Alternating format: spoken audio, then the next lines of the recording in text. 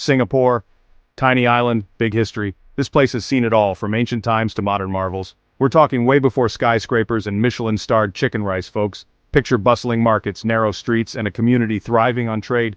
Early records? A bit like trying to find your keys in the dark. Sparse and scattered, but they tell a story of a vibrant early settlement. We know it was part of ancient trade routes, attracting ships like moths to a flame. Traders from all over Asia would dock here, bringing goods and stories. Back then, the island had a different name, Temasek, meaning sea town. Catchy, right? It was a bustling port long before it became the metropolis we know today. Imagine pirates, spices, and enough humidity to make your hair stand on end. It was a melting pot of cultures and commodities. By the 14th century, things got interesting. The island was becoming a significant player in regional trade. A prince named Sang Nila Utama, out for a casual jungle stroll, spotted a majestic creature. This moment would change the island's destiny. A lion, or maybe a tiger. The details are a bit murky, but the impact was clear. Look, details were fuzzy back then. But what matters is the legend that was born from this sighting. Point is, he saw it as a sign and renamed the island Singapura, Lion City, a name that would echo through history. Thus, a legend was born. Stories of lions and princes became part of the island's rich tapestry. For a few centuries, Singapore was a trading hub, ruled by various empires. It was a crossroads of cultures and commerce. It was a bit like that friend who always changes their relationship status on social media. Exciting, but not always stable. The island saw many rulers and influences. But then came the 19th century, and everything was about to change. The stage was set for a new era. The British Empire, with their thirst for tea and global domination, had their eyes on this little island. They saw its potential as a strategic port. Little did they know Singapore was about to become their most prized possession in Southeast Asia, a jewel in the crown of their vast empire. Ah, the British. They loved their tea, their stiff upper lips, and their penchant for spreading their way of life across the globe. And, apparently, colonizing everything in sight. In 1819, a chap named Sir Stamford Raffles arrived on Singapore's shores. Raffles, a man of vision and a keen eye for strategic trading posts, saw the potential of this swampy little island. He struck a deal with the local sultan, and boom!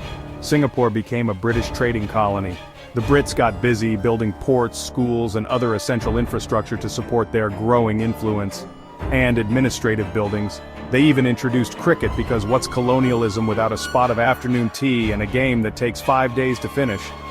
Singapore, under British rule, transformed from a sleepy village into a bustling port city. Ships from all corners of the globe flocked to its harbors, bringing with them a melting pot of cultures, languages, and traditions. The island's strategic location made it a prime hub for international trade and cuisines.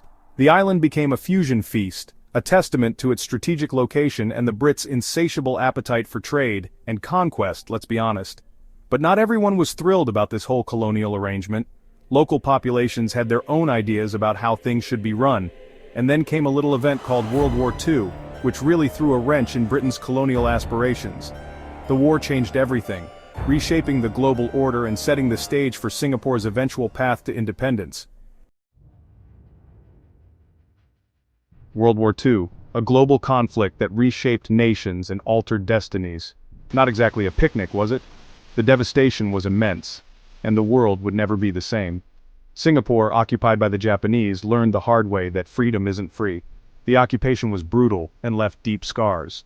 The war left scars, but it also ignited a fire in the hearts of Singaporeans, a fire for independence and self-determination. They yearned for self-determination, for a chance to chart their own destiny. The spirit of resilience was palpable. After the war, the British, a bit worse for wear, realized that holding on to their colonies wasn't as easy as it used to be.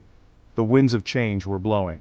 Singapore, granted self-governance in 1959, finally gained full independence in 1965. A new chapter began.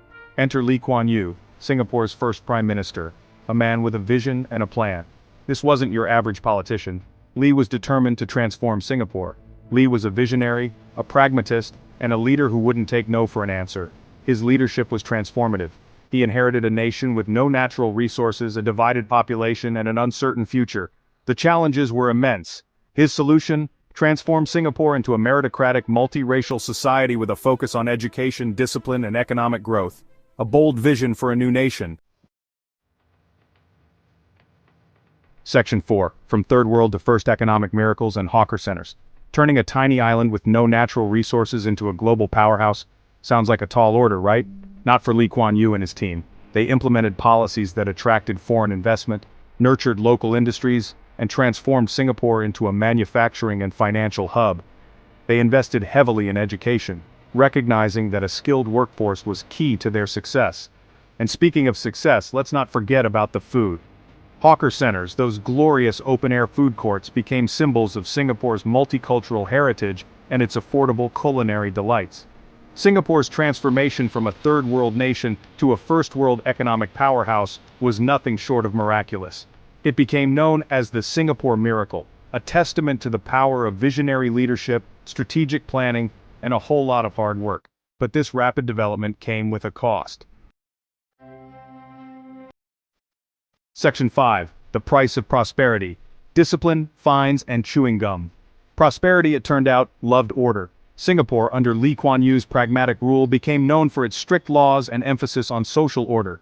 Vandalism, caning, littering, fine, chewing gum, banned. Some called it authoritarian, others called it efficient.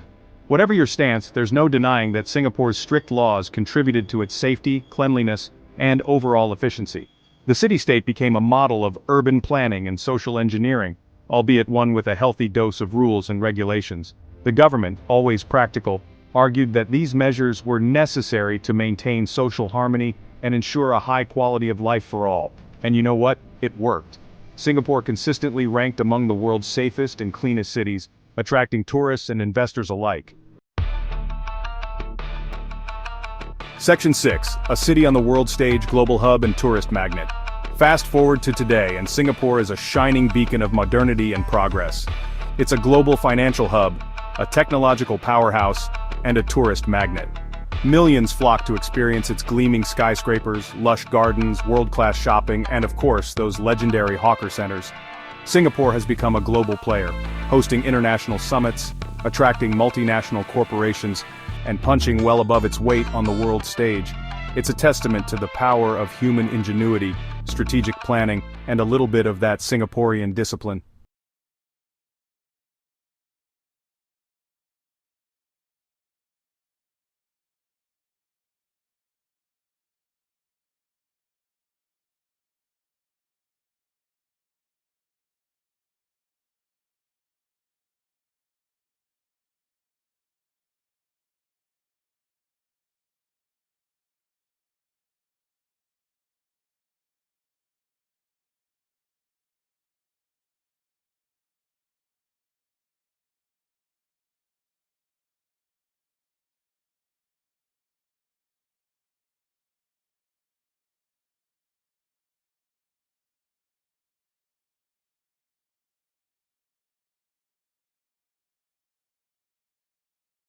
Right?